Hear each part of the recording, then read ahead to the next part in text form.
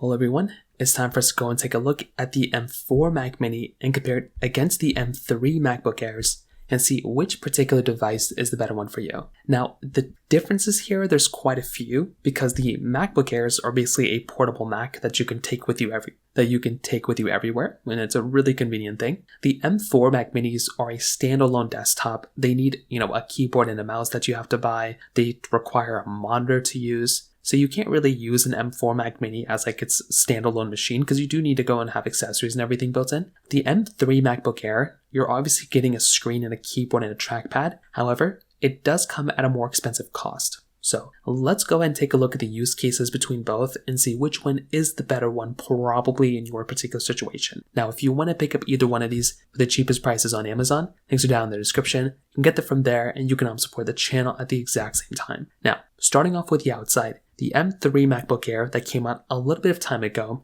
is giving you a 13.6-inch liquid retina display. And it's a beautiful display. It's a beautiful panel. And I love this MacBook. It's not perfect, but I do think, Apple did a good job with this panel. It's giving you a notch and stuff. I think it's a good enough panel. You're also getting the keyboard and you're getting a trackpad built in as well. So when you're getting something like a MacBook, you have to remember that this type of device is giving you that type of, display, and it's giving you a keyboard and trackpad, but you're not really getting that inside of the Mac Mini, obviously, because it's a desktop. But that does kind of equate that into the price tag as well, because the MacBook Air is like twice the price of an M4 Mac Mini almost. With the M4 Mac Mini on the exterior, it's a little bit different. No screen, no keyboard, no trackpad, but you are basically getting more ports for the most part. So with the M3 MacBook Air, you're getting 2 Thunderbolt 4 ports. With the M4 Mac Mini, you're essentially getting 3 Thunderbolt 4 ports on the M4 model. If you get the M4 Pro, that's 3 Thunderbolt 5 ports. You're getting 2 USB-C ports, you're getting an HDMI port, and you're getting a gigabit Ethernet port as well, and a 10 gigabit if you choose to do that.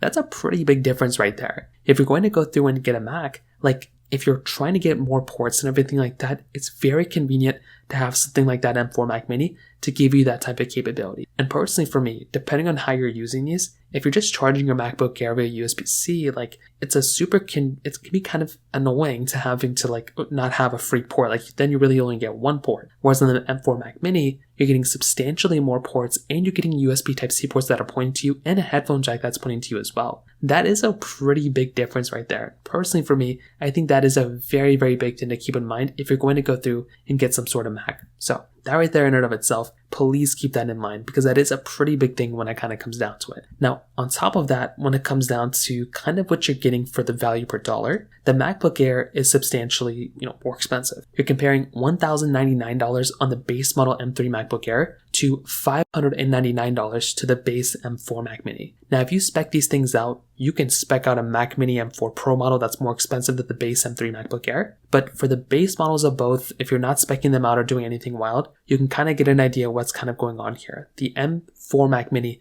definitely is substantially cheaper. But you also have to remember that it doesn't come with displays and it doesn't come with accessories or anything like that. So you do have to kind of go out of your way to go ahead and purchase, a keyboard and a trackpad or a mouse and a display. Now, if you don't already have a display, if you don't already have those trackpad and keyboards, well, it can be kind of expensive to go and purchase those things. A used keyboard and a mouse, they're not that expensive. You can buy any type of keyboard and mouse wireless and it'll work here, so that's not too expensive. The display is a little bit different because if you get a standard 1080p display, like a USB-C display, it's not going to be that expensive. It's going to be not that expensive at all. But if you do want a nicer display, like a 5K display or 4.5K display, they can get a little pricey up to like a couple $100. But I do think if you're able to go in the used market or even in the brand new market, it doesn't really matter anymore, you can buy a pretty decent display, wireless keyboard, wireless mouse, like $200 or $300 probably combined. So you're still going to be cheaper than an M3 MacBook Air. But again, if you are wanting an all-in-one, the MacBook Air kind of is giving you that. And it gives you the capability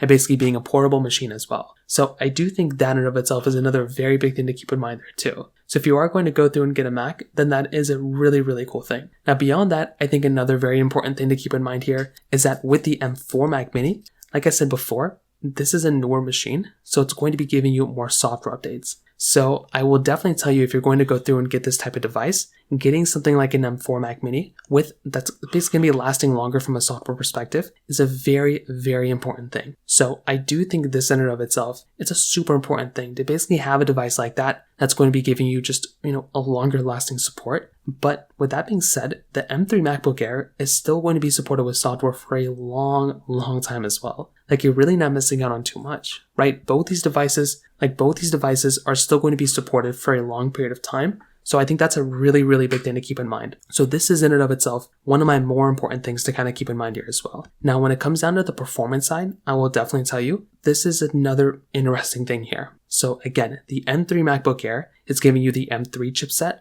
The M4 Mac Mini is giving you the M4 chipset inside, or the M4 Pro. They're both giving you Apple Intelligence, but this is how they kind of stem out on paper. So yes, the M3 MacBook Air is more portable. It's giving you accessories and the display built in. However, I do think now when it comes down to the chipsets and everything built in, you can see that the M3 MacBook Air has up to 8 core CPU. It really only comes out in one model, up to 10 core GPUs, up to 24 gigabytes of RAM, and up to 2 terabytes of storage. Where the M4 Mac Mini, the maxed out model, gets you up to 14 core CPU, up to 20 core GPU, up to 64 gigabytes of RAM, and up to 8 terabytes of storage. So you're basically getting basically like double the amount of GPU power performance, an insane amount more RAM, like 24 to 64 gigabytes of maxed out RAM, and up to 4 times the storage. So 2 terabytes of storage, up to 8 terabytes of storage. So in almost every single area you can imagine from the performance side, a maxed out Mac Mini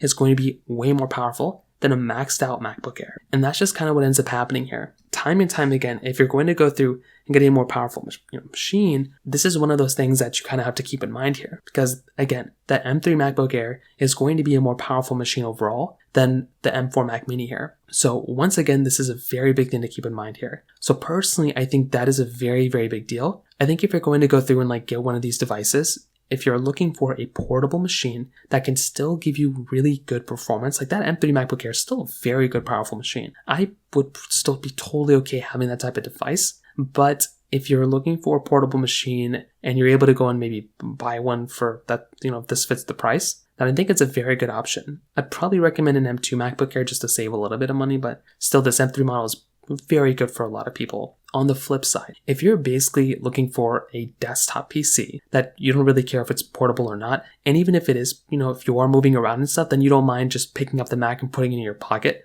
or putting it in your book bag because it's very, very small, then I think this is a very good option too. The M4 Mac Mini, it's a very powerful machine for the size that it's in. So it's still portable from that sense. It's still very, very powerful. And if you already have a display, if you already have accessories, this thing is perfect. If you're docking this thing up to display and you don't care about the portability aspect, this is such a good machine, and I love this machine a lot because of it. But I do think it makes a lot of sense to go and see your use case. If you want a more portable machine, get the MacBook Air. If you are okay with having a desktop PC, then go for the Mac Mini. That's kind of how I see it. So from that side, that kind of covers it up here for the most part. If you have any other thoughts or questions, let me know in the comment section below. Hit the like button, that'll mean so much, but definitely hit that subscribe button. More importantly than everything else, I love every single one of you guys. Hopefully I'll catch you guys in the next video. Peace out, Solon.